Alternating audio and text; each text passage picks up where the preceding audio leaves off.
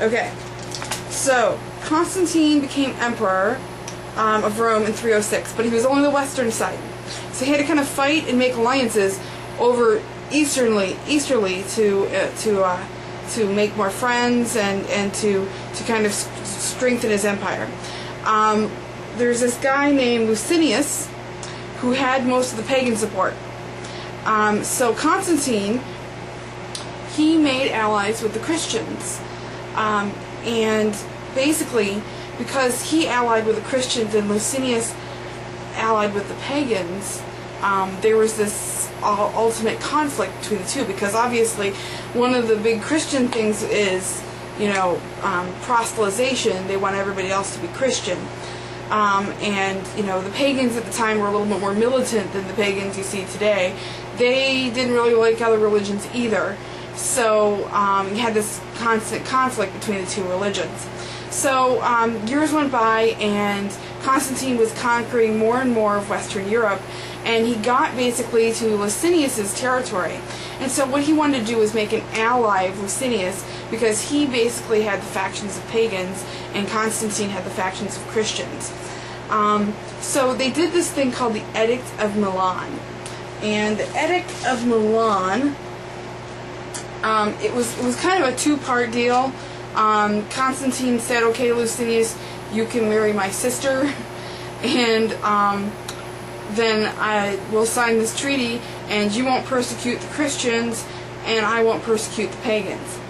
So it kind of made this deal possible, for them to kind of coincide, peacefully and things like that. Well, Licinius had his own battles, and he battled this guy named Maximinus and won the eastern side of the entire Roman Empire. So, basically, it was west side and east side. So there was that, internal conflict was getting stronger. Then Licinius broke the agreement. He broke the Edict of Milan and started persecuting Christians again. And then, Constantine said, well, I'm not having that. And they got into a battle, and Constantine won. So then the Christians and their emperor basically had control of the Roman Empire. So, obviously, and there's a lot of speculation to say that Constantine won because the Christian community is much more unified than the pagan community was. I'm not sure, but that probably stands to reason, because paganism is much less dogmatic than Christian beliefs are, even before the Bible was, even when it was just an oral tradition. So once Constantine had control of the entire Roman Empire, there were still a lot of conflicts going on, because there were still two factions of Christianity. Lots of people will know that there's an Eastern Orthodox and a Roman Catholic that are considered the old Christian churches and things like that. They're still around today. But this is a little bit different spin on things, because basically there was this guy, and his name was Arius. I do believe that's the way it's pronounced.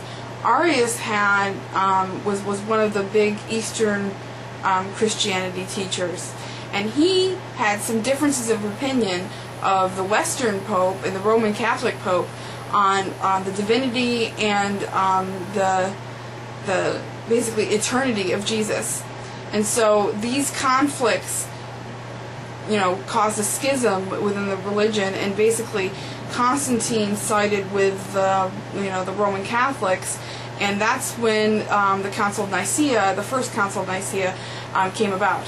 Now, the first Council of Nicaea is what we call an ecumenical council, and there are 21 ecumenical councils recognized by the Roman Catholic Church. This was the first.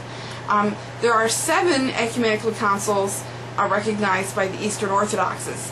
The first 7, basically, and then there's another 14 after the 7 that the Easterns recognized. Basically, the ecumenical councils, what they did is help shape and transform the beliefs of what we see today as Christianity. And because all Christian religions came from one of these two churches, most of them coming from the Roman Catholics, we can see that the Roman Catholic church has evolved at least on 21 different occasions.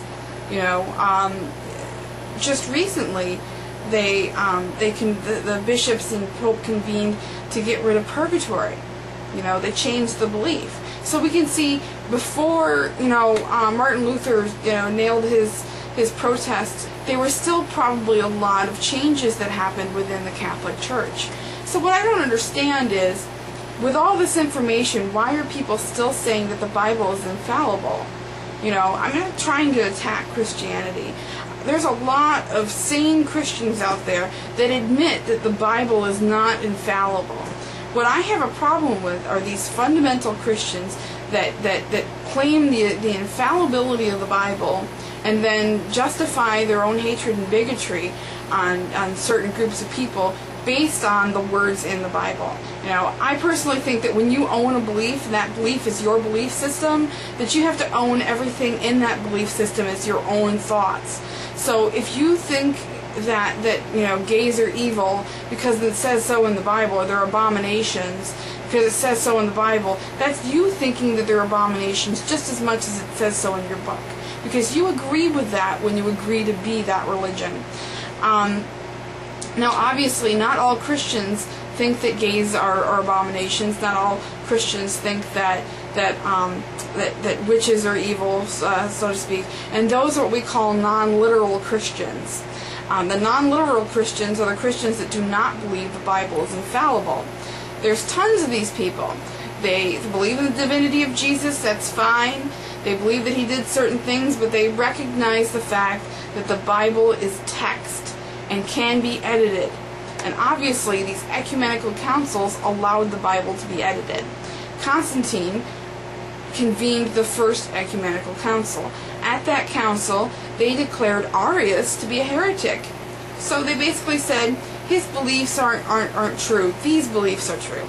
They compiled the texts needed to start getting the Bible together, basically, and took which ones they wanted and threw out the rest. Now, I mentioned before that Constantine's mother was a Christian. Constantine's father belonged to a sect called Sol Invictus. They're a pagan religion or pagan group that focused on sun deities. And they were mostly patriarchal. They understood that the female divinity existed, but they focused on the male divinity. And they focused on sun gods. Apollo was a sun god. There's also a Roman sun god called the light bringer called Lucifer. Now, one of the interesting points that I wanted to bring up is in the Bible, in the Christian Bible, they bring up Lucifer. They bring up Lucifer. Now, Jewish people do not believe in Lucifer or Satan. They do not believe that there is an all, pure evil, and they don't believe in hell. Unless you're a Messianic Jew, I think they might believe in hell. But most Jewish people do not believe in Satan. They do not believe in hell. They believe that in order to have everlasting life, you must perform what's called mitzvahs. So, this introduction of Lucifer as this evil creature, evil devil, has always mystified me, because that's a Roman god. The rest of the angels have Hebrew names, by the way. Gabriel, Ariel, all that. They all have Hebrew names. But Lucifer has a Roman name, and he's also a Roman sun god. And Constantine's background was of Roman sun gods. Okay.